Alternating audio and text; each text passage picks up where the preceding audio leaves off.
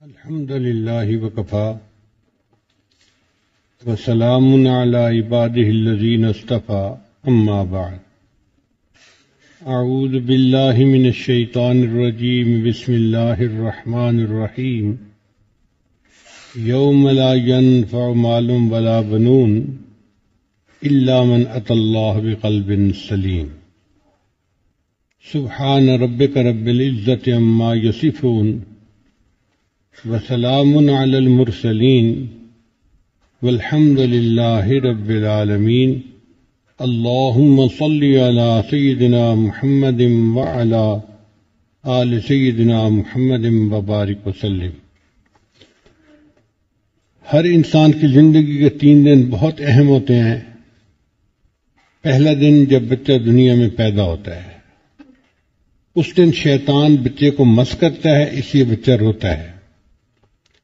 اللہ کرے کہ کوئی نیک بندہ پاس ہو جو ایک کان میں اذان دے، دوسرے میں اقامت کہے اور تحنیک بھی کرے، اس کی برکت زندگی بھر رہتی ہے۔ اور دوسرا اہم دن وہ ہوتا ہے جب انسان اس دنیا سے فوت ہو کے اگلے جہان جاتا ہے۔ اللہ کرے کہ اس وقت بھی کوئی اللہ والا پاس ہو جو ہمیں کلمے کی تلقین کرے تاکہ ہم ایمان کی سلامتی کے ساتھ اس دنیا سے چلے جائیں۔ اور تیسرا اہم دن وہ ہوگا جب ساری مخلوق اللہ کے سامنے کھڑی ہوگی، یوم یقوم الناس لرب العالمین۔ اللہ فرماتے ہیں کہ سارے انسان اپنے رب کے سامنے کھڑے ہوں گے حساب کتاب کے لیے۔ اب اس آیت مبارکہ میں جس دن کا تذکرہ کیا گیا نا، وہ قیامت کے دن کا ہے۔ اللہ فرماتے ہیں اس دن نہ مال کام آئے گا، نہ بیٹے کام آئیں گے، سمرا ہوا دل بندے کو کام آئے گا۔ مال اور بیٹوں کا تذکرہ کیوں کیا؟ کہ دنیا میں بندے کو دھوکہ لگ جاتا ہے کہ میرے سارے کام مال سے ہو جاتے ہیں۔ ہم دنیا میں سنتے ہیں، لوگ کہتے ہیں جی جس فائل کو روپے کا پہیہ لگا دو وہ چلنی شروع ہو جاتی ہے۔ مان لیا کچھ کام مال سے ہو جاتے ہیں، سارے کام نہیں ہوتے۔ آپ خود غور کریں، ہم مال سے اینک تو خرید سکتے ہیں، بینائی تو نہیں خرید سکتے۔ اچھے کپڑے تو خرید سکتے ہیں، خوبصورتی کو تو نہیں خرید سکتے۔ دوائی کو تو خرید سکتے ہیں، اچھی صحت کو تو نہیں خرید سکتے۔ ہم مال سے کتاب کو تو خرید سکتے ہیں، علم کو تو نہیں خرید سکتے۔ ہم مال سے کسی کی چاپلوسی کو تو خرید سکتے ہیں، کسی کے دل کی محبت کو تو نہیں خرید سکتے۔ تو مال سے تو دنیا میں بھی ہر کام نہیں ہوتا، اور آخرت میں تو مال بالکل کام نہیں آئے گا۔ اور پھر کئی مرتبہ انسان کو اپنے بیٹوں پہ بڑا بھروسہ ہوتا ہے۔ جس کے 5-7 بیٹے ہو نا، کوئی بڑا آفیسر ہے، کوئی فوج میں ہے، کوئی سیاستدان ہے، کوئی تاجر ہے، کوئی فلاں ہے، تو وہ باپ سمجھتا ہے کہ بس کوئی بھی مسئلہ ہوا میں بیٹے کو کہہ دوں گا، میرا مسئلہ حل ہو جائے گا۔ تو اللہ نے فرمایا کہ قیامت کے دن بیٹے بھی کام نہیں آئیں گے۔ تو سوال پیدا ہوتا ہے کہ یا اللہ پھر کیا کام آئے گا؟ اللہ فرماتے ہیں الا من اتی اللہ بقلب سلیم۔ جو بندہ میرے پاس سنورا ہوا دل لایا، وہ دل اسے کام آئے گا۔ اس کا مطلب یہ کہ اللہ تعالیٰ دلوں کے بیوپاری ہیں، بندے سے دل چاہتے ہیں۔ حدیث پاک میں آتا ہے ان اللہ لا ينظر الى صورکم، بے شک اللہ تعالیٰ نہیں دیکھتے تمہاری شکلوں صورتوں کو، ولا الى اموالکم، اور اللہ نہیں دیکھتے تمہارے مال پیسے کو، ولکن ينظر الى قلوبکم واعمالکم، اللہ دیکھتا ہے تمہارے دلوں کو اور تمہارے اعمال کو۔ اب دیکھیں کہ جو چہرہ لوگ دیکھتے ہیں، صبح اٹھ کے ہم سب سے پہلے اسی کو دھوتے ہیں، صاف کرتے ہیں۔ اور اگر کوئی کہے کہ جی چہرہ دھوئے بغیر باہر چلے جاؤ، ہم کہیں بھئی میلے منہ سے کیسے جائیں لوگوں کے سامنے، برا لگتا ہے۔ بھئی جس چہرے کو لوگ دیکھتے ہیں اس کو سب سے پہلے صاف کرتے ہیں، اور جس دل کو اللہ دیکھتے ہیں اس کو صاف کرنے کی فرصت نہیں ہوتی۔ چنانچہ آپ ایک عورت کو دیکھیں گے، وہ کم از کم 1 سے 2 گھنٹے روزانہ اپنے گھر میں صفائی میں لگاتی ہے۔ کبھی جھاڑو دے رہی ہے، کبھی ویکیوم کلینر کر رہی ہے، کبھی ڈسٹنگ کر رہی ہے، کبھی فرنیچر صاف، کبھی شیشے صاف، ہر چیز کو چمکا دیتی ہے۔ کوئی بندہ اس سے پوچھے اللہ کی بندی تو نے 2 گھنٹے اتنی مشقت کیوں اٹھائی؟ وہ جواب دے گی جی کہ اگر میرا گھر گندا ہوگا نا تو میرا خامن مجھ سے ناراض ہو جائے گا۔ اگر گھر گندا ہو تو خامن ناراض ہو جاتا ہے۔ یہ انسان کا دل بھی اللہ کا گھر ہے، جب دل گندا ہوتا ہے تو اللہ تعالیٰ بندے سے ناراض ہو جاتے ہیں۔ اس لیے اللہ تعالیٰ چاہتے ہیں میرے بندے تو میرے گھر کو صاف کر دے۔ حضرت موسیٰ علیہ السلام نے ایک مرتبہ پوچھا یا اللہ آپ رہتے کہاں ہیں؟ تو اللہ تعالیٰ نے فرمایا میں اپنے بندے کے دل میں رہتا ہوں۔ تو دل میں تو آتا ہے سمجھ میں نہیں آتا، میں جان گیا بس تیری پہچان یہی ہے۔ تو یہ قلب عبداللہ جو ہے یہ عرش اللہ ہے، اللہ کا عرش ہے۔ آپ دیکھیں ہم کعبہ کو جو بیت اللہ کہتے ہیں تو کیا مطلب کہ اللہ تعالیٰ وہاں رہتے ہیں؟ نہیں، اللہ تعالیٰ کی تجلیات ذاتیہ وہاں پر وارد ہوتی ہیں، اس لیے اس کو بیت اللہ کہتے ہیں۔ جب بندہ اپنے دل کو سنوار لیتا ہے تو اللہ تعالیٰ کی وہی تجلیات بندے کے دل پر وارد ہوتی ہیں، یہ بندے کا دل اللہ کا گھر کہلاتا ہے۔ طالب علم کے ذہن میں سوال پیدا ہوتا ہے کہ جب دل اللہ کا گھر ہے تو اللہ تعالیٰ خود کیوں نہیں صاف کر لیتے؟ علماء نے جواب دیا کہ جب گھر کسی کو استعمال کے لیے دیا جائے، کرائے پر دیا جائے، تو مالک اس کو کہتا ہے میرا گھر صاف رکھنا، اگر گندا رکھو گے تو میں آپ کو گھر سے نکال دوں گا۔ تو گھر کو صاف رکھنا کرایہ دار کی ذمہ داری ہوتی ہے جو استعمال کر رہا ہوتا ہے۔ یہ دل اللہ نے دنیا میں ہمارے اختیار میں دیا ہے اور ہماری ڈیوٹی لگا دی، میرے بندو دل میرا گھر ہے، تم بھی اسے صاف رکھنا، تم اسے گناہوں سے میلا نہ کرنا۔ نبی علیہ السلام نے ارشاد فرمایا جب بندہ کوئی گناہ کرتا ہے تو اس کے دل پر ایک سیاہ دھبا لگ جاتا ہے، اگر توبہ کر لے تو وہ دھل جاتا ہے، اور اگر دوسرا گناہ کرے تو ایک دوسرا دھبا لگ جاتا ہے، اور گناہوں پہ گناہ کرتا رہے تو ایسا وقت آتا ہے کہ بندے کا دل بالکل سیاہ ہو جاتا ہے۔ اب اس دل کی سیاہی کو ختم کرنا یہ ہماری ذمہ داری ہے۔ یہ سیاہی کیسے ختم ہوگی؟ یہ اللہ کے ذکر سے ختم ہوگی۔ جیسے گھر میں جھاڑو دیتی ہیں نا عورتیں تو گندگی ختم، یہ لا الہ الا اللہ کا ذکر بھی ایک روحانی جھاڑو کی مانند ہے۔ جب بندہ بیٹھ کر یہ ذکر کرتا ہے اللہ تعالیٰ دل کی گندگی کو صاف کر دیتے ہیں۔ آپ دیکھیے ایک آدمی دودھ لینے کے لیے جائے اور اس کے ہاتھ میں برتن ہو جو میلا ہے، گندا ہے، تو دودھ دینے والا کہے گا بھائی میں اس میں دودھ نہیں ڈالتا، میرے پاس صاف برتن لے کے آؤ۔ اگر دودھ دینے والا گندے برتن میں دودھ ڈالنا پسند نہیں کرتا تو اللہ تعالیٰ بھی بندے کے گندے دل میں اپنے نور کو ڈالنا پسند نہیں فرماتے۔ اللہ بھی کہتے ہیں میرے بندے دل کو صاف کر کے لاؤ، میں تمہارے دل کو اپنے نور سے بھر دوں گا۔ شریعت کا مسئلہ ہے اگر کسی گھر میں کسی انسان کی یا جاندار کی تصویر ہو تو وہاں رحمت کا فرشتہ نہیں آتا، حدیث پاک میں آیا ہے۔ اب سوچئے اگر کسی جاندار کی تصویر کسی گھر میں ہے، رحمت کا فرشتہ وہاں نہیں آتا، جس بندے کے دل میں کسی جاندار کی تصویر سجی ہوگی اللہ اس دل میں کیسے آئیں گے؟ اس لیے اللہ تعالیٰ چاہتے ہیں میرے بندے یہ جو مورتیاں تو نے سجائی ہوئی ہیں نا سب کو نکال دو۔ یہ دل کئی مرتبہ بت خانہ بن جاتا ہے، صنم خانہ بن جاتا ہے، فلاں کی محبت بھی دل میں، فلاں کی محبت بھی دل میں، یہ سب بت توڑنے پڑیں گے تب اللہ کی محبت دل میں آئے گی۔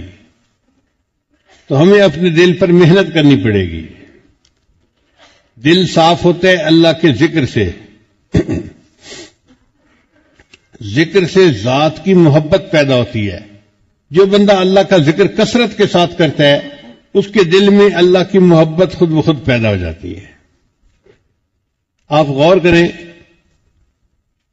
کہ اگر بیٹھے ہوئے یہاں میں تذکرہ کر دوں کہ ہم نے فلاں موقع پہ ونیلا آئس کریم کھائی اور اتنا مزیدار تھی اور اتنا اچھی تھی اور اتنا ہم نے اس کو انجوائے کیا.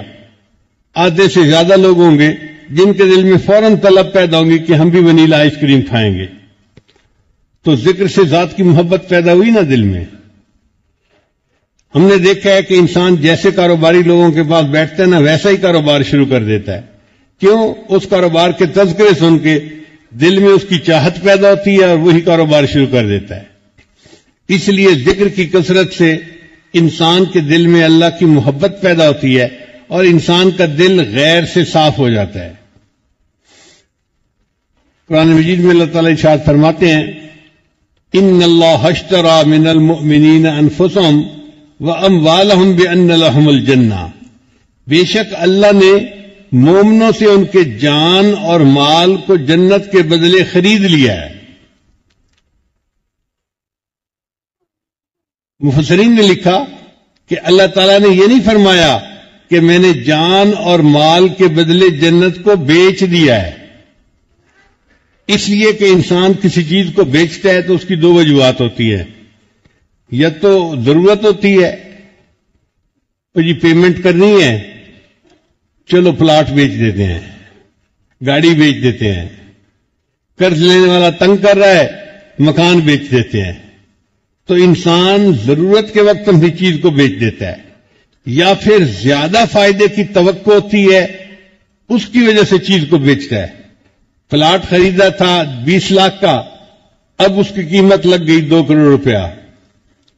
اور جی بہتر ہے پلاٹ کو جو ہے نا بیچ کے ہم اس کی جگہ کوئی مکان خرید لیتے ہیں. اللہ تعالیٰ کی شان میں یہ دونوں چیزیں ممکن نہیں. نہ اس کو کوئی احتیاج ہے کہ وہ جنت کو بیچے, نہ اس کو زیادہ فائدے کی توقع ہے کہ اللہ کے خزانے میں زیادتی ہو جائے گی کہ وہ اپنی جنت کو بیچے. اس لیے اللہ تعالیٰ نے بیچنے کا لفظ ہی نہیں استعمال کیا. اللہ نے فرمایا کہ اللہ نے جنت کے بدلے مومن کے مال اور جان کو خرید لیا ہے.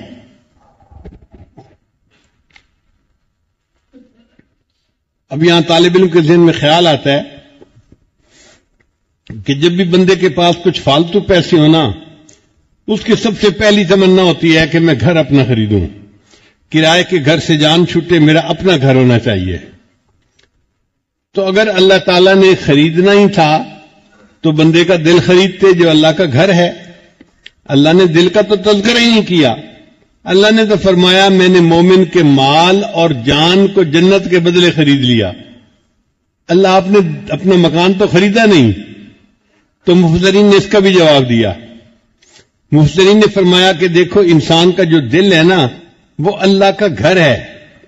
اللہ نے فرمایا میرے بندے اس کو تو میں نے ہے اپنے لیے وقف کر دیا, اور جو چیز وقف کر دی جائے نا پھر اس کی بیع و شراء کی اجازت نہیں ہوتی. اللہ نے فرمایا اب اس کی خرید و فروخت کا تو تذکرہ ہی نہیں, یہ تو ہے ہی میرا. اس کے بعد تیرے پاس مال اور جان بچی تھی, میں نے جنت کے بدلے میں تیرے مال اور جان کو بھی خرید لیا ہے. تو دل تو اللہ کے لیے وقف ہے, اللہ کا گھر ہے. ہم اس دل پر محنت کریں تاکہ قیامت کے دن ہمارا دل اللہ کو پسند آ جائے, اللہ خوش ہو جائیں دل کو دیکھ کے. ہاں میرے بندے نے اپنے دل میں میری محبت کو بھر لیا تھا.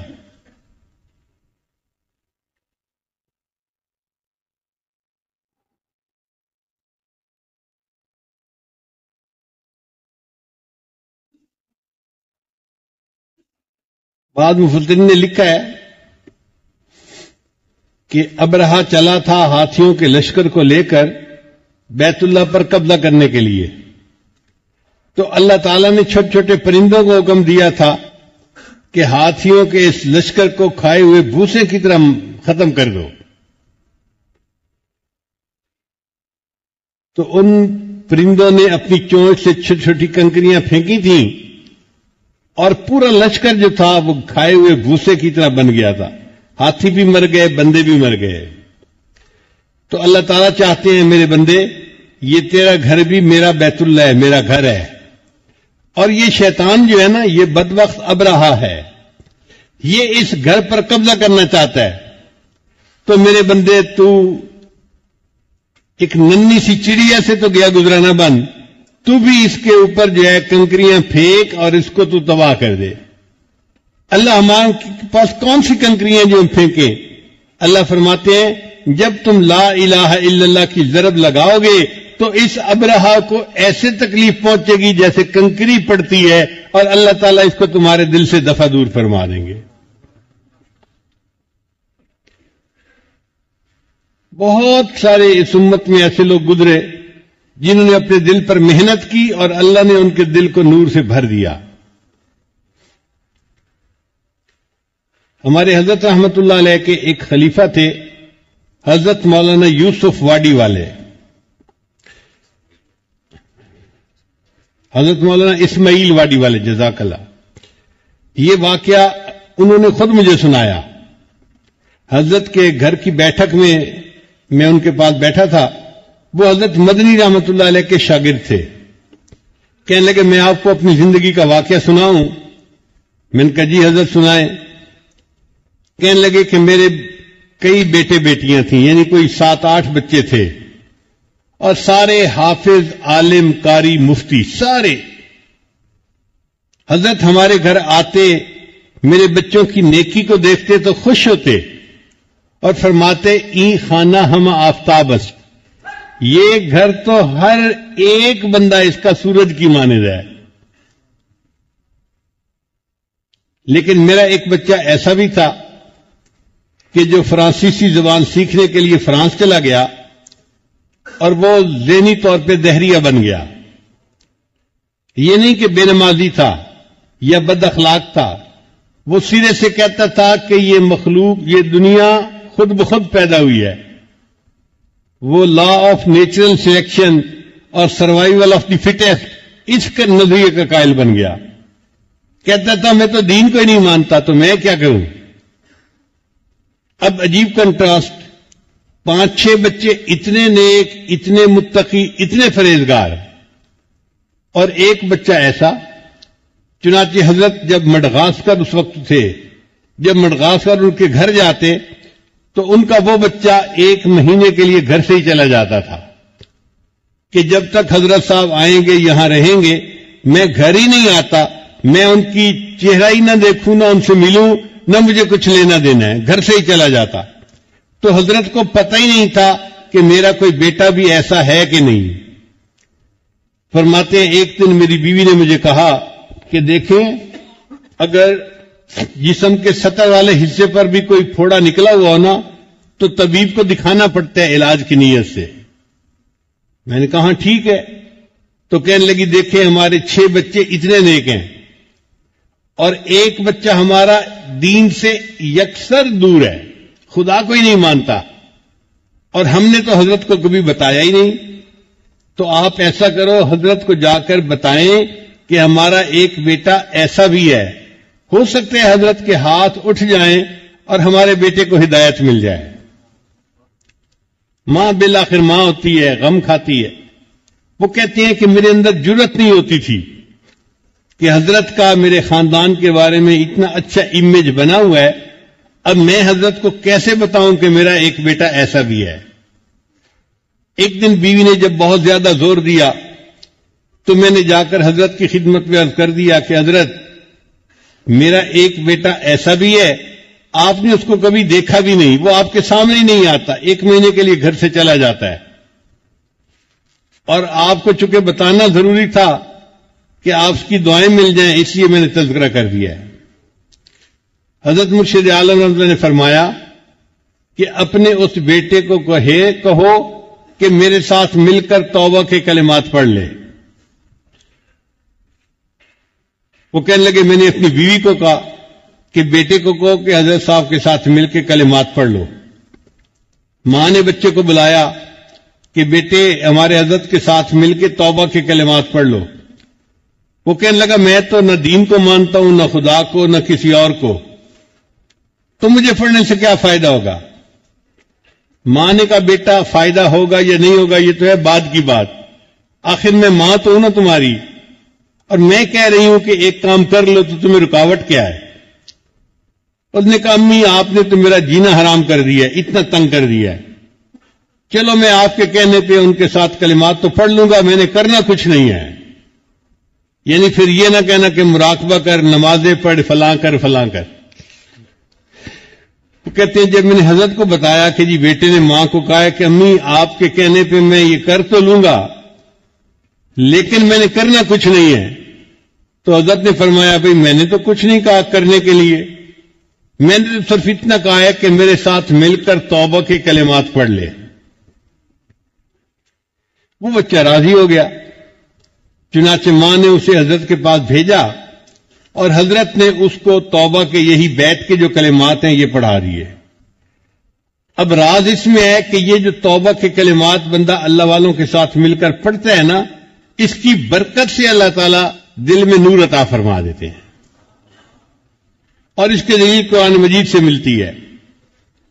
اللہ تعالیٰ ارشاد فرماتے ہیں یا ایھا النبی، اے نبی صلی اللہ علیہ وسلم، اذا جاءک المؤمنات، جب آئیں آپ کے پاس ایمان والی عورتیں، مشرکات نہیں کہا، کافرات نہیں کہا، منافقات نہیں کہا، اذا جاءک المؤمنات، اس کا مطلب صحابیات ہیں. جب وہ آپ کے پاس آئیں، کیوں آئیں؟ یبایعنک، آپ کی بیعت کرنے کے لیے. کس بات پر بیعت کرنے کے لیے؟ الا اللہ یشرکن باللہ شیئا، اللہ کے ساتھ کسی کو شریک نہیں ٹھہرائیں گی. ولا یسرکنا، چوری نہیں کریں گی. ولا یزنینا، بدکاری نہیں کریں گی. ولا یقتلن اولادہن، اولاد کو قتل نہیں کریں گی. ولا یاتین ببہتان یفترینہ بین ایدیہن وارجلہن، کسی پہ بہتان تراشی نہیں کریں گی. ولا یعصینک فی معروف، اور کسی معروف کام میں اے میرے محبوب آپ کی نافرمانی نہیں کریں گی.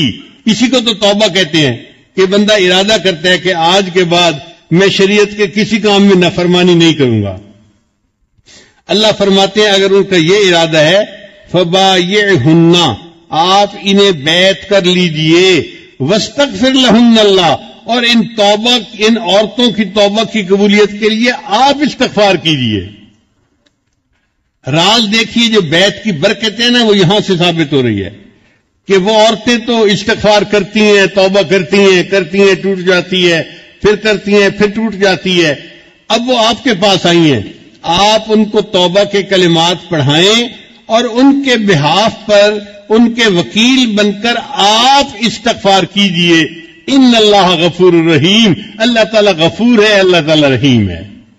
ہمارے حضرت فرمایا کرتے تھے کہ جب کوئی سچی توبہ کی نیت لے کر آتا ہے اور شیخ کے ہاتھ پر یہ کلمات پڑھتا ہے، اللہ نے خود وعدہ فرما دیا ان اللہ غفور الرحیم، لہذا اللہ اس بندے کی توبہ کو قبول فرما لیتے ہیں، اس کو نیکی پر استقامت عطا فرما دیتے ہیں.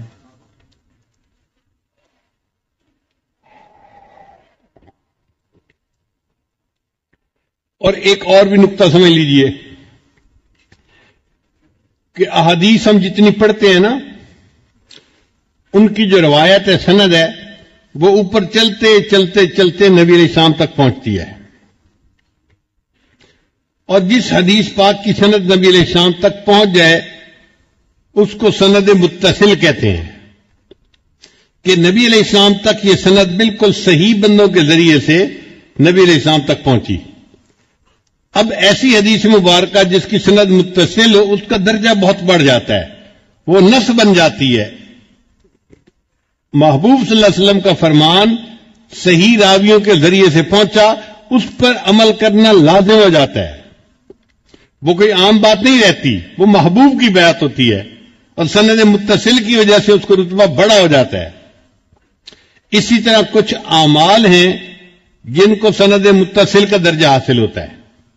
مثلا ہم جیسے توبہ کے کلمات پڑھتے ہیں نا، تو ایسے ہی میں نے اپنے شیخ کے ہاتھ پر توبہ کی، انہوں نے اپنے شیخ کے ہاتھ پر، انہوں نے یہ سلسلہ اوپر چلتے چلتے سیدنا صدیق اکبر عنہ کے تک پہنچتا ہے، اور سیدنا صدیق اکبر عنہ نے نبی علیہ السلام کے ہاتھ پر توبہ کی. تو یہ ایک عمل ایسا ہے کہ جس کو سند متصل کا رتبہ حاصل ہے. اب اس عمل کی برکت سے اللہ تعالیٰ بندے کی توبہ کی نیت پر اس کو انعام دیتے ہیں اور توبہ کو قبول فرما لیتے ہیں. اس لیے اللہ تعالیٰ صحابہ کرام کی ایک صفت بیان کرتے ہیں قرآن مجید میں اللہ تعالیٰ فرماتے ہیں فاستقم کما امرت ومن تاب معک، اے میرے محبوب آپ بالکل سیدھے رہیے شریعت کے اوپر، اور سارے وہ لوگ جنہوں نے آپ کے ساتھ مل کر توبہ کی۔ بھئی صحابہ میں تو بڑی صفات تھیں، کسی اور صفت کا تذکرہ اللہ کر دیتے، اللہ نے فرمایا نہیں، ان کے اعمال میں سے ایک بڑا عمل یہ ہے انہوں نے میرے محبوب کے ہاتھ پر توبہ کے کلمات پڑھے ہیں، لہذا فرمایا کہ آپ بھی سیدھے رہیے اور جنہوں نے آپ کے ہاتھ پر توبہ کی وہ بھی سیدھے رہیں۔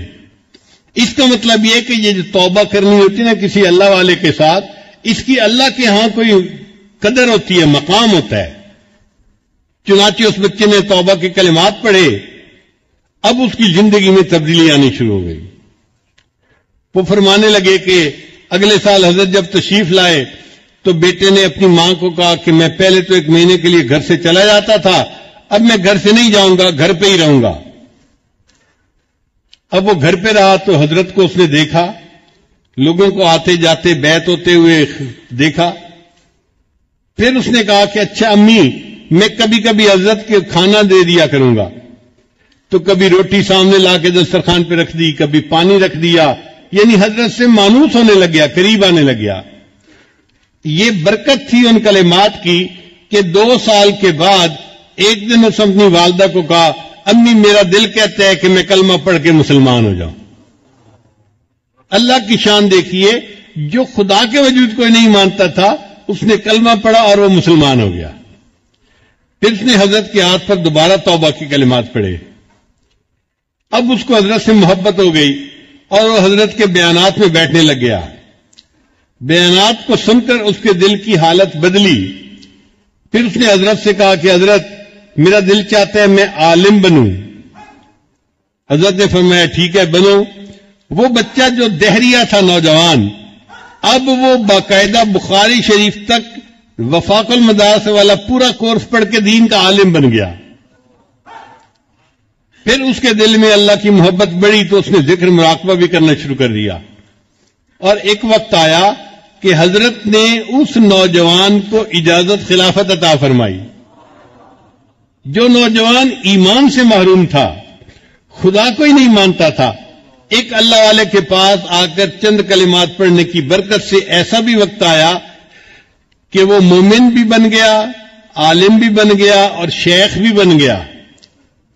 پھر حضرت فرمانے لگے کہ میرے اس بیٹے کے ہاتھ پر ہزاروں نوجوانوں نے کلمہ پڑھا اور مسلمان ہوئے۔ وہ ہزاروں لوگوں کے مسلمان ہونے کا ذریعہ بن گیا۔ تو یہ برکت ہوتی ہے۔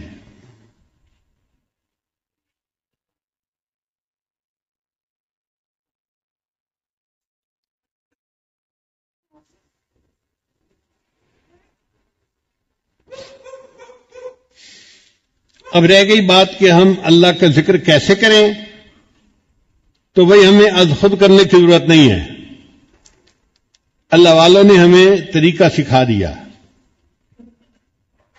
ہمارے نقشبندیہ سلسلہ میں مراقبہ سکھاتے ہیں کہ انسان اپنی آنکھوں کو بند کر لے، سر کو جھکا لے، دنیا اب جو کوئی دنیا میں ہے اس سے ہٹ کٹ کے اللہ کی یاد میں ڈوب جائے اور یہ سمجھے کہ میرا دل اللہ اللہ اللہ بول رہا ہے اور میں سن رہا ہوں۔ زبان سے نہیں پڑھنا ہوتا، زبان تالو سے لگی ہوئی ہو۔ اب اس طرح روزانہ 15-20 منٹ بیٹھنے سے دل میں اللہ کی محبت بڑھنی شروع ہو جاتی ہے، اور ایک وقت آتا ہے کہ انسان کا دل اللہ اللہ کہتا ہے اور بندے کو اس کا ادراک ہوتا ہے، اس کو ذکر قلبی کہتے ہیں۔ اور یہ ذکر قلبی جب نصیب ہو جاتا ہے تو پھر بندے کی زندگی کا بیٹھنا اٹھنا بدل جاتا ہے، آنکھ کا دیکھنا بدل جاتا ہے، زبان کا بولنا بدل جاتا ہے، دل دماغ کی سوچ بدل جاتی ہے۔ سچی بات کہوں کہ انسان خود ہی بدل جاتا ہے۔ اس لیے اللہ رب العزت کا یہ کرم ہے کہ اللہ نے ہمیں اپنے نام کی خاطر آج اکٹھے ہونے کی توفیق عطا فرمائی۔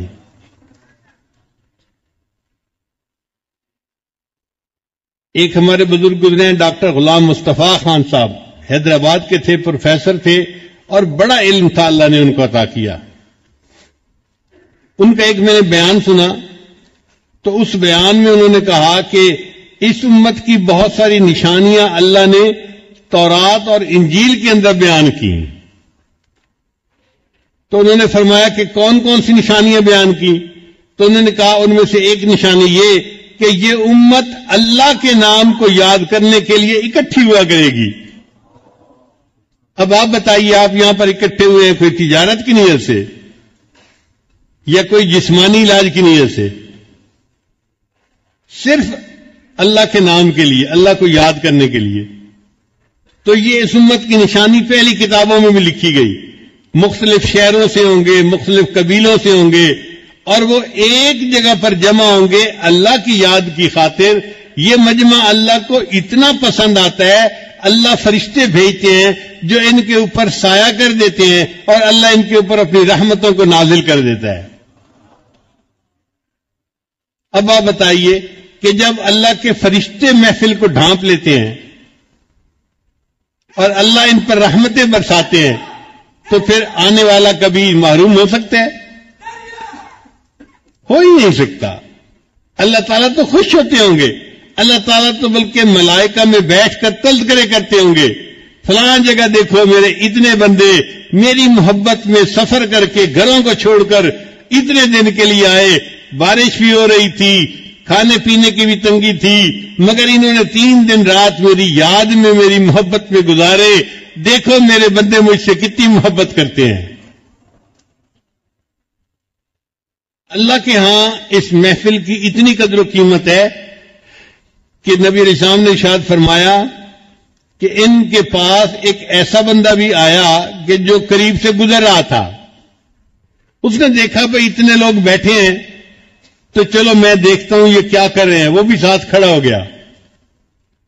تو اللہ نے پوری محفل کے لوگوں کی بخشش کا فیصلہ فرما دیا. فرشتے نے کہا یا اللہ، باقی تو چلو اس مقصد کے لیے آئے تھے اور ان کی آپ نے بخشش کر دی، ایک بندہ تو بس گزر رہا تھا، وہ ان کو دیکھ کے کھڑا ہو گیا.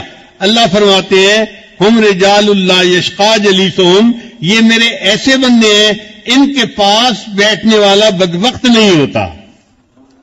تو جو گزرتا ہوا قریب آ کے کھڑا ہو جائے گا اللہ اس کی بھی بخشش فرما دیتے ہیں.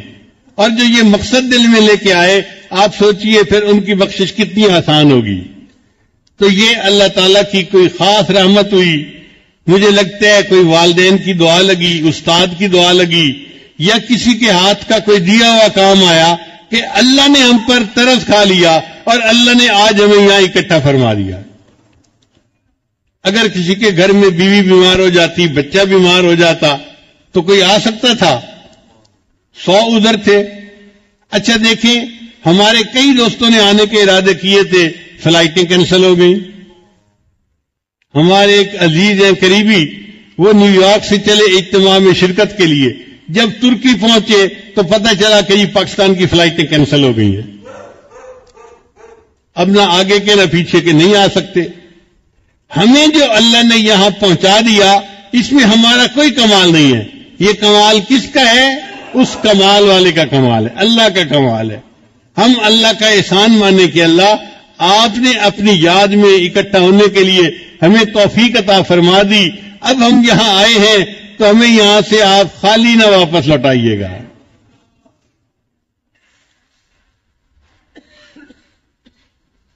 ہمارے دل کا سنورنا بہت آسان ہے. اگر اس کے اوپر اللہ کی رحمت کی نظر پڑ جائے، تیری ایک نگاہ کی بات ہے، میری زندگی کا سوال ہے. ایک رحمت کی نظر اللہ کی پڑ جاتی ہے، بندے کا دل سنور جاتا ہے.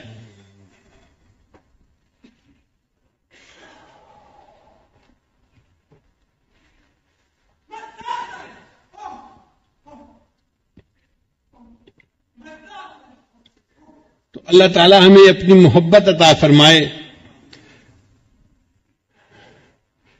کل کے بیان میں نے ایک بات کہی تھی کہ ایک بزرگ نے فرمایا مساکین و اہل دنیا، یہ اہل دنیا کتنے مسکین ہیں کہ یہ دنیا سے آ گئے اور انہوں نے اچھی چیز کا مزہ ہی نہیں چکھا.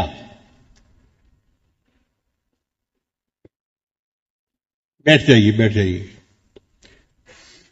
کہ یہ دنیا والے مساکین ہیں کہ دنیا سے ہو کے آ گئے اور انہوں نے اچھی چیز کا مزہ ہی نہیں چکھا. تو کسی نے پوچھا کہ حضرت اچھی چیز سے کیا مراد؟ فرمانے لگے اللہ کی محبت کا جس نے مزہ ہی نہیں چکھا اس نے دنیا میں آ کے دیکھا ہی کیا ہے؟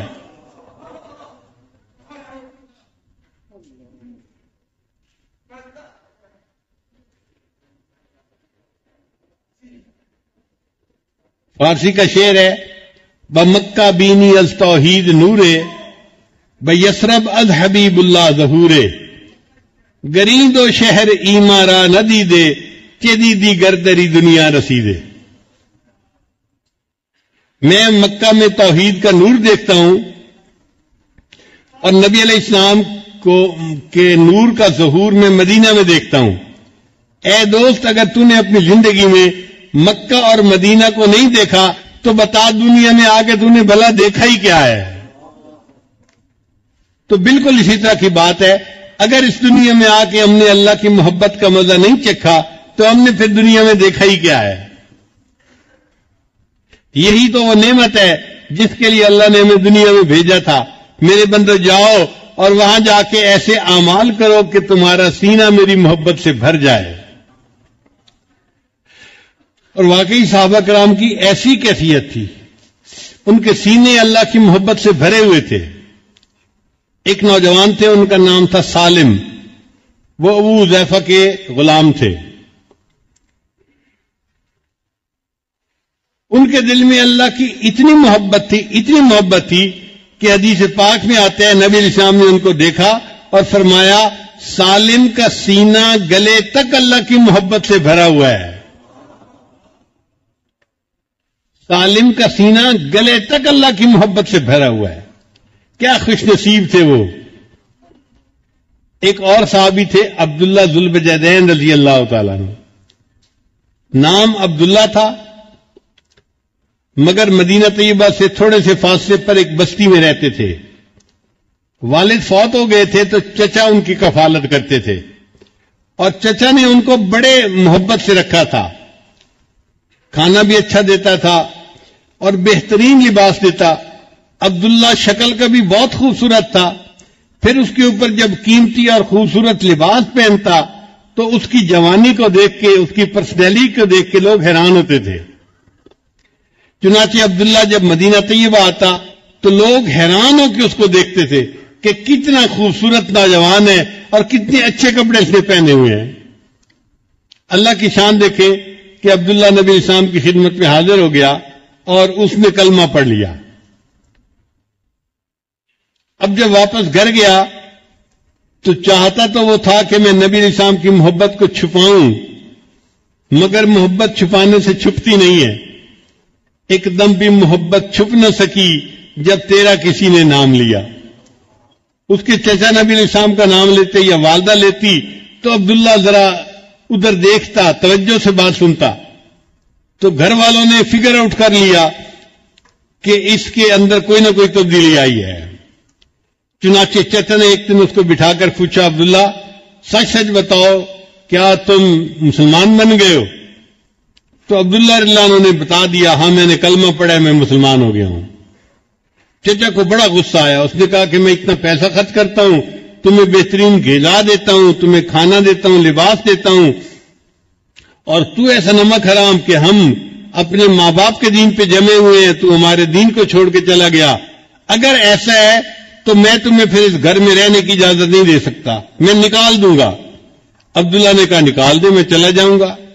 چچا کو اور غصہ آیا، اس نے تو پٹائی کی پہلے، جب ٹکا کے مار لیا نا اور اس کا غصہ تھوڑا ٹھنڈا ہوا تو اس نے کیا کیا کہ عبداللہ کے جسم پہ جو لباس تھا نا پورا لباس کاٹ کے اتار دیا۔ یہ لباس میں تجھے سلوا کے دیا تھا، اب یہ لباس میں اتارتا ہوں۔ چنانچہ بالکل جیسے چھوٹا بچہ بالکل برہنہ ہوتا ہے، عبداللہ کو اس طرح برہنہ حالت میں اس نے اپنے گھر سے دھکا دے دیا۔ اب جوان عمر بیٹا جب اس طرح برہنگی کی حالت میں گھر سے باہر نکلا تو ماں کچھ کر تو سکتی نہیں تھی۔ اس نے کیا کیا کہ ایک چادر تھی جو اپنے سر پہ عورتیں بڑی چادر لیتی ہیں، اس نے وہ چادر گلی میں ڈال دی کہ میرا بیٹا کم از کم میری چادر سے اپنے سطر کو تو چھپا لے گا۔ عبداللہ رضی اللہ عنہ نے اس چادر کے 2 ٹکڑے کر دیے، ایک ٹکڑا تہبند کی طرح باندھ لیا اور دوسرا ٹکڑا جیسے سردیوں میں گرم چادر لپیٹتے ہیں اپنے اوپر لپیٹ لیا۔ پھر عبداللہ سوچنے لگا میں کہاں جاؤں؟ تو دل نے کہا کہ جن کی خاطر یہ سب کچھ میرے ساتھ پیش آیا ہے اب مجھے انہی کے پاس جانا ہے۔ چنانچہ عبداللہ رضی اللہ تعالیٰ عنہ مدینہ طیبہ آئے۔ فجر کے بعد کا وقت ہے، نبی علیہ السلام مسجد میں تشریف فرمائے اور صحابہ سے گفتگو فرما رہے ہیں۔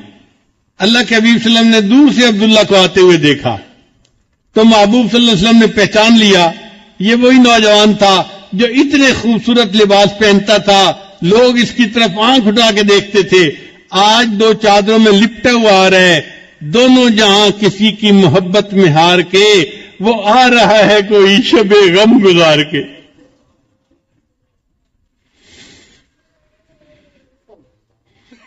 جب عبداللہ عنہ آئے تو نبی علیہ السلام نے پوچھا عبداللہ کیا معاملہ پیش آیا؟ انہوں نے بتایا کہ مجھے اتنی پٹائی ہوئی، اپنے زخم کو نشان دکھائے اور میرے تو کپڑے بھی اتار لیے گئے اور یہ والدہ کی چادر ہے جس میں کہ میں اپنے جسم لپیٹ کے آپ کے پاس حاضر ہو گیا ہوں۔ تو نبی علیہ السلام نے فرمایا اچھا عبداللہ یہ جو اصحاب صفہ ہیں نا مسجد میں جو مہاجرین ہیں جو دین سیکھنے والے ہیں تم بھی ان کے ساتھ وقت گزارو۔ چنانچہ عبداللہ رضی اللہ عنہ نے اصحاب صفہ کے ساتھ بیٹھنا اٹھنا شروع کر دیا۔ اب چونکہ بڑی قربانی دے کے آئے تھے نا تو ان کے اندر اللہ کی محبت کا جذبہ تھا۔ حدیث میں آتا ہے یہ کبھی کبھی مسجد نبی کے گیٹ پہ نا زور سے اللہ اللہ اللہ یہ الفاظ کہتے تھے۔ حضرت عمر رضی اللہ عنہ کی طبیعت میں نظم و نسق بہت زیادہ تھا۔ ایک دفعہ انہوں نے ایسا کرتے ہوئے دیکھا تو انہوں نے ڈانٹ پھرائی عبداللہ تمیز سے کام لو، کیا ایسی باتیں کر رہے ہو، چلاؤ مت، آواز نیچی رکھو۔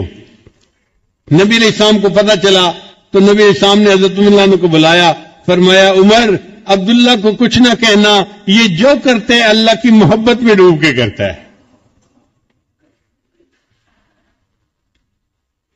تھوڑے عرصے کے بعد نبی علیہ السلام کو ایک غزوہ کے لیے نکلنے کی ضرورت پیش آئی تو حضرت عبداللہ ذوالوجہین رضی اللہ عنہ بھی ساتھ تھے۔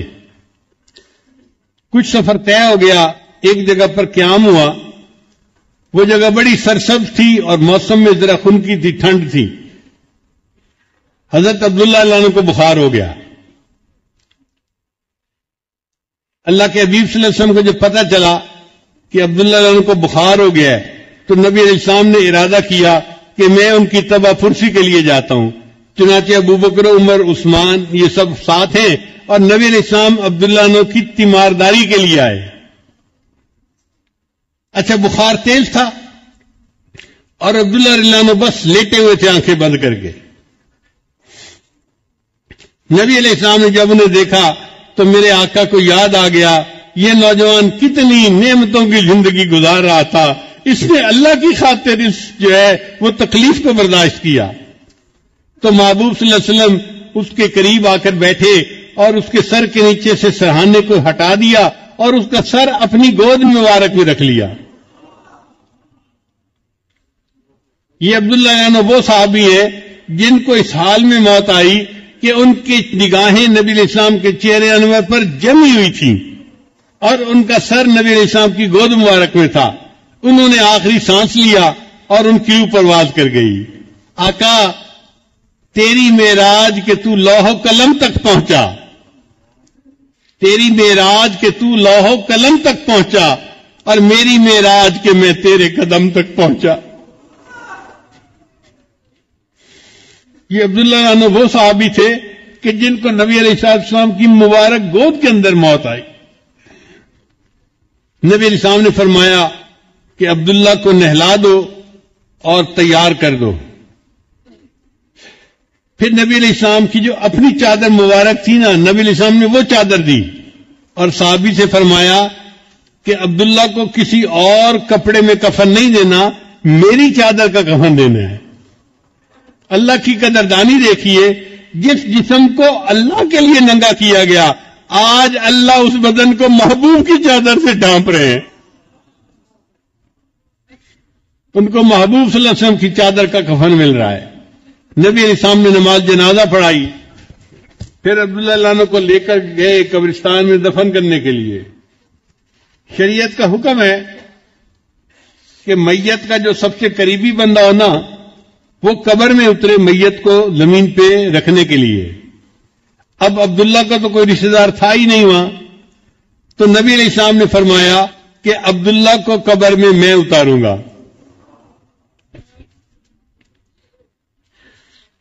چنانچہ حدیث پاک میں آتا ہے کہ نبی علیہ السلام عبداللہ عنہ کی قبر میں نیچے اترے اور آپ نے اپنے دونوں مبارک ہاتھوں میں ان کی میت کو لیا اور اپنی امانت کو زمین کے سپرد کر دیا.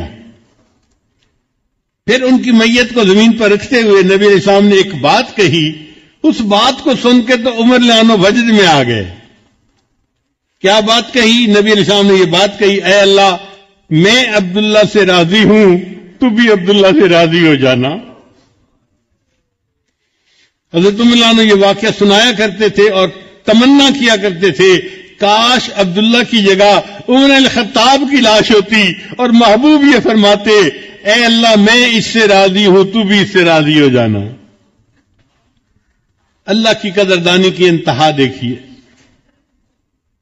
اللہ کرے کہ ہمیں اللہ تعالیٰ اپنی ایسی محبت عطا فرمائے کہ ہمارا دل اللہ کی محبت سے بھر جائے، ہمارا اٹھنا بیٹھنا چلنا پھرنا کھانا پینا سب کچھ اللہ کے لیے ہو جائے.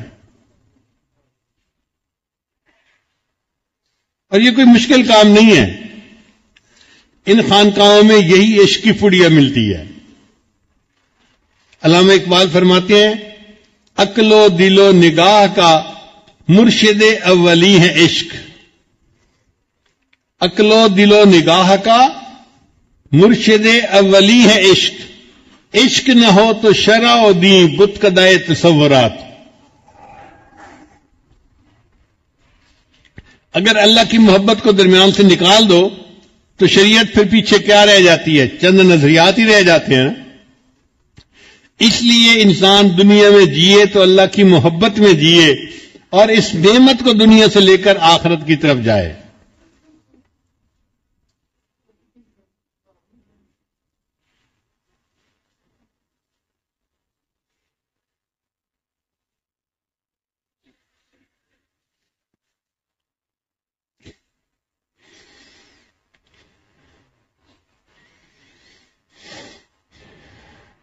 امام غزالی رحمۃ اللہ اپنی کتاب میں لکھتے ہیں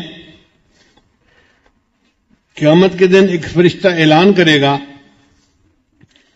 جس کو ساری مخلوق سنیں گی کہ اللہ سے محبت کرنے والے لوگ عرش کے قریب ہو جائیں. جیسے لوگ منبر کے قریب ہو جاتے ہیں نا، تو اللہ سے محبت کرنے والے اربوں خربوں لوگ ہوں گے، وہ اللہ کے عرش کے قریب ہو جائیں گے. تو فرشتے ہم سے پوچھیں گے آپ کیسے دعویٰ کرتے ہیں کہ آپ اللہ سے محبت کرنے والے؟ وہ کہیں گے ہم نے تو پوری زندگی اللہ کی محبت میں ہی گزاری. ہم ذکر بھی کرتے تھے، تسبیحات بھی پڑھتے تھے، تہجد بھی پڑھتے تھے، 5 وقت نماز باجماعت پڑھتے تھے، تکبیر اولیٰ کا خیال رکھتے تھے، اور ہم نے تو سروزہ بھی لگایا تھا، چیلا بھی لگایا تھا، 4 مہینے بھی لگائے تھے، اور دین کی خاطر ہم نے مال بھی خرچ کیا، جان بھی اپنی لگائی، سب کچھ اللہ کے لیے لگایا. اور ہم تو راتوں کو بھی جاگتے تھے کہ قیامت کے دن ہمیں اللہ کا دیدار ہوگا. آج آپ نے کہا ہے کہ اللہ سے محبت کرنے والے کہاں ہیں؟ تو بھئی ہم آ گئے ہیں، ہم اللہ سے محبت کرنے والے ہیں. فرشتہ اللہ کی بارگاہ میں عرض کرے گا یا اللہ یہ لوگ کہتے ہیں کہ ہم اللہ سے محبت کرنے والے ہیں.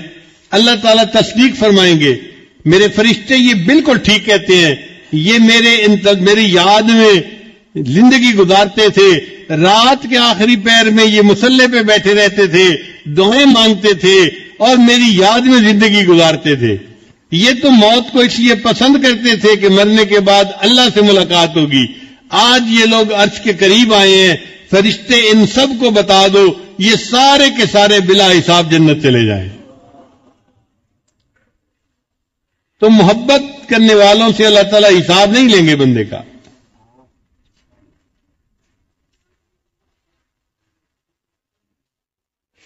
بلے شاہ رحمۃ اللہ علیہ ایک بزرگ گزرے ہیں قصور میں. ان کا پنجابی کا کلام بڑا عجیب ہے.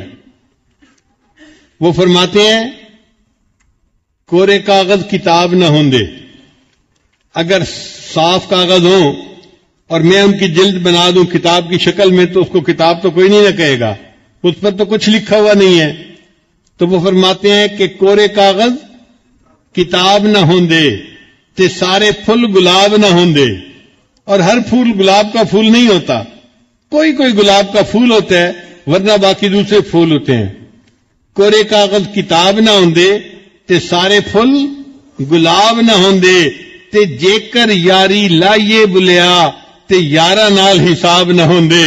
اور بلے شاہ اگر کسی سے یاری لگائے تو پھر یار سے حساب لینا بڑا مشکل کام ہوتا ہے، دل ہی نہیں چاہتا حساب لینے کو.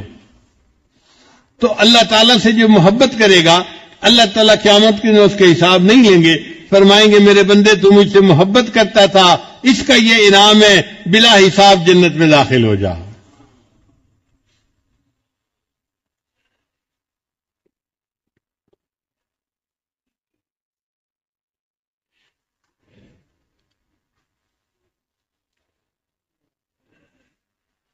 فارسی کے چند اشعار سن لیجئے، امیر خسرو رحمت اللہ علیہ کے ہیں. فرماتے ہیں جان ز تن بردی و در جانی ہنوز. اے محبوب آپ نے میرے تن سے جان تو نکال دی اور خود میری جان بن کے آ گئے. جان ز تن بردی و در جانی ہنوز دردہا دادی و درمانی ہنوز. اے محبوب آپ نے مجھے درد تو عطا کی مگر اس درد کی دوا بھی تو آپ خود ہی ہیں. آشکارا سینہ امبش گاپتی ہم چنا در سینہ پنہانی ہنوز. اے محبوب آپ کی پلکوں کے تیر نے میرے سینے کو چیر کے رکھ دیا اور اس چیرے ہوئے سینے میں محبوب آپ ہی تو چھپ کے بیٹھے ہوئے ہیں. ملک دل کر دی خراب از تیغ ناز. اے محبوب آپ نے ناز کی تلوار سے میرے دل کو خالی کر دیا. آپ کی محبت سے پہلے میرا سینہ بہت آباد تھا، اس کی محبت اس کی محبت، مال کی فلاں کی فلاں کی فلاں کی، پتہ نہیں قسم و قسم کی محبتیں اس دل میں جمع تھی. لیکن آپ کی ناز کی تلوار ایسے چلی کہ یہ سب کو آپ نے جڑ سے اکھاڑ کے پھینک دیا تو میرے دل کو آپ نے خالی کر دیا. ملک دل کر دی خراب از تیغ ناز و اندری ویران سلطانی ہنوز. اور اے محبوب اس ویرانے میں ابھی بھی حکمرانی اور بادشاہی تو آپ ہی کی ہے. اور آخری شعر تو لاجواب ہے. فرماتے ہیں قیمت خود ہر دو عالم گفتئی. اے محبوب آپ نے اپنے وصل کی قیمت دو عالم بتائی ہے کہ میرے بندے تیرے دل میں نہ دنیا کی خواہش ہو نہ کوئی آخرت کی خواہش ہو. قیمت خود ہر دو عالم گفتئی نرخ بالا کن کے ارزانی ہنوز. اے محبوب قیمت بڑھا دیجئے، آپ نے تو وصل کی قیمت بہت سستی بتائی ہے. یہ دو عالم کی تمنائیں چھوڑ دینا کون سا مشکل کام ہے، آپ کے لیے تو ہم سب کچھ قربان کر سکتے ہیں. نرخ بالا کن کے ارزانی ہنوز. اللہ ہمیں بھی اپنی ایسی سچی محبت عطا فرما دے. اس محبت کے راستے میں بندے پہ آزمائشیں بھی آتی ہیں. علامہ اقبال رحمۃ اللہ فرماتے ہیں جفا جو عشق میں ہوتی ہے وہ جفا ہی نہیں. جفا جو عشق میں ہوتی ہے وہ جفا ہی نہیں. جفا نہ ہو تو محبت کا کچھ مزہ ہی نہیں. تو محبوب کی طرف سے آزمائشیں بھی آ جاتی ہیں مگر وہ آزمائشیں ایسی ہوتی ہیں کہ پھر سالک محبوب کی طرف سے انعام سمجھ کے خوش ہوتا ہے، ایلام کو بھی انعام سمجھتا ہے کہ یہ میرے محبوب نے حالات بھیجے ہیں، مجھے یہ اسی طرح پسند ہے. شاعر کہتا ہے تیرے عشق نے مجھے غم دیا، تیرے عشق نے مجھے غم دیا، میرے غم کی عمر دراز ہو، تیرے عشق نے مجھے غم دیا، میرے غم کی عمر دراز ہو، وہ مقام آئے میرے خدا، میرے عشق پہ تجھے ناز ہو۔ اللہ ایسا بھی مقام آ جائے کہ میری محبت پہ آپ کو ناز ہو۔ اور حدیث پاک میں آتا ہے اللہ کو اپنے بعض بندوں کی محبت پہ ناز ہوتا ہے، اللہ فرشتوں کی محفل میں اپنے بندے کا تذکرہ کرتے ہیں۔ ایک حدیث پاک میں آتا ہے کہ اللہ کو دو بندوں کا محبت پہ اتنا ناز کہ فرشتوں میں تذکرہ فرماتے ہیں۔ ایک وہ نوجوان کہ اس کے پاس اس کی خوبصورت جوان عمر بیوی موجود ہے، وہ اگر چاہتا تو اس کے ساتھ وقت گزار سکتا تھا، مگر پھر بھی وہ تہجد میں اٹھ کے تہجد پڑھتا ہے۔ اللہ فرشتوں کو فرماتے ہیں دیکھو اس نوجوان کو میری محبت نے مصلی پہ کھڑا کیا، یہ مجھ سے کتنا پیار کرنے والا بندہ ہے۔ اور دوسرا ایک قافلہ جا رہا تھا، رات کے سفر کی وجہ سے سب تھک گئے تھے، ایک جگہ پہنچے تو سب سو گئے، یعنی گرے اور آنکھ لگ گئی۔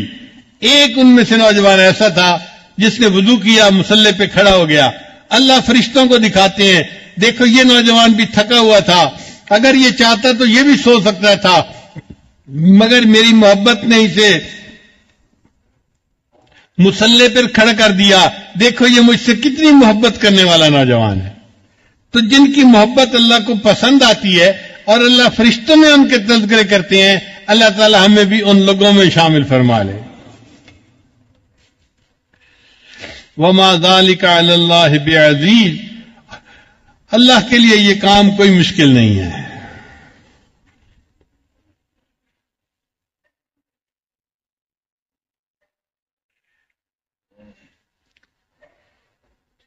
اب عربی کے بھی کچھ اشعار سن لیجئے۔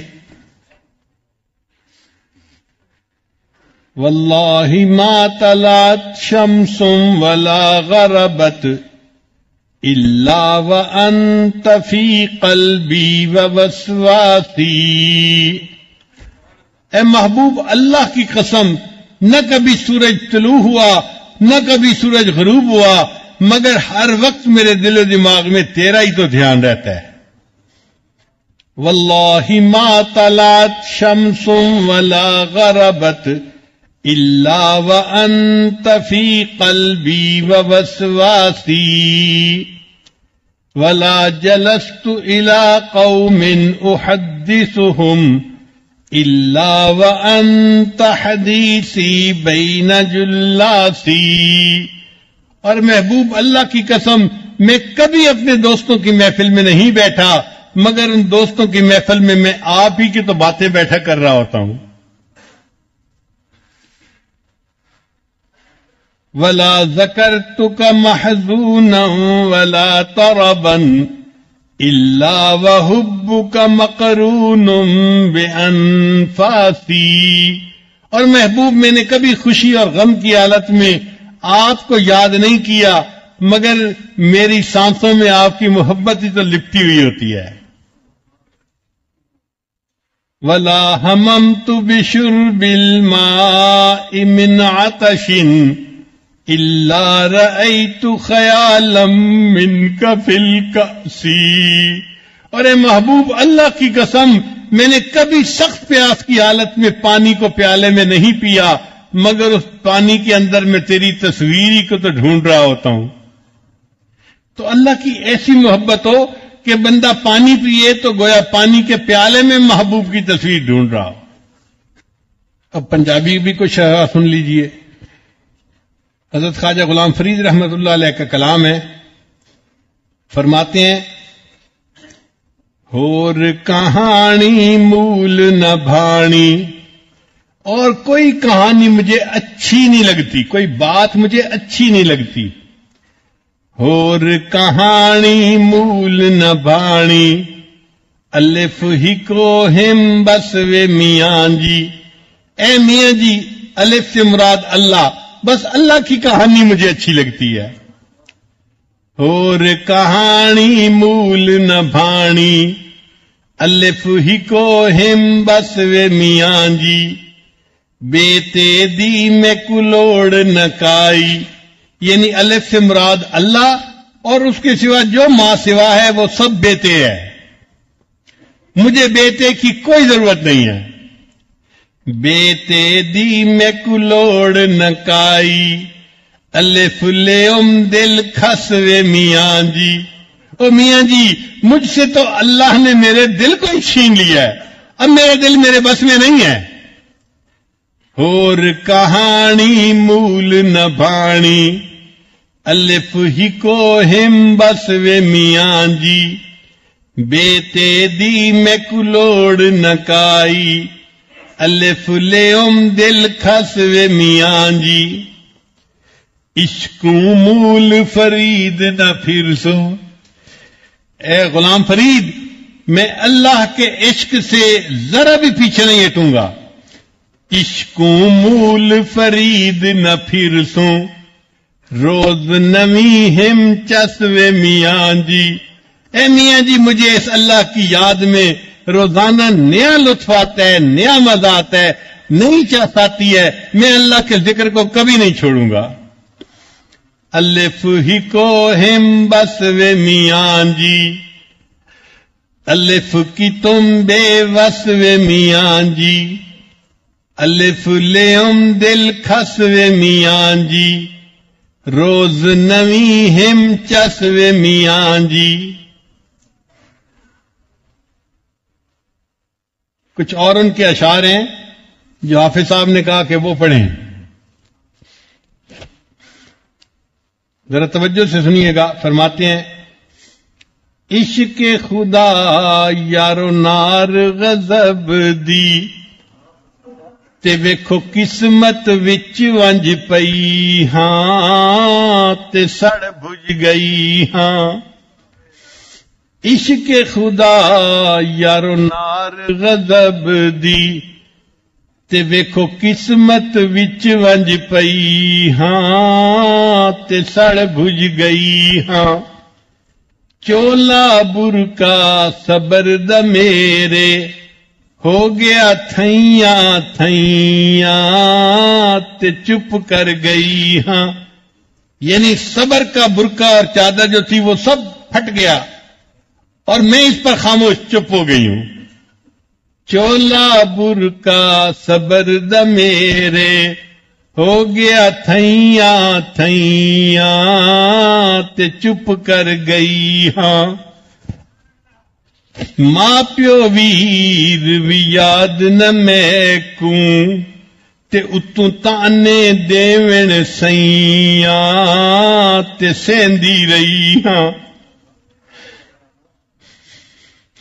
ماں پیو ویر بھی یاد نہ میں کوں، تے اتوں تانے دیون سیاں، تے سیندی رہی ہاں۔ غلام فرید اے آکھ سجن نو، میں تا در تیڑے تے پئی ہاں، تے جے ہو جئی ہاں۔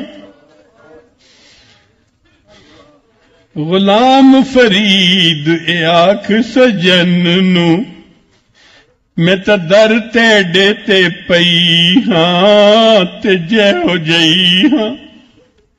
آج ہم بھی اللہ کی خدمت میں یہ عرض کریں کہ میرے مالک جیسا بھی ہوں بس میں آ گیا ہوں اور میں تیرے در پہ یہاں پڑا ہوں، مجھے قبول کر لے اور میرے دل کو اپنی محبت سے لبریز فرما دے۔ وآخر دعوانا ان الحمد للہ رب العالمین۔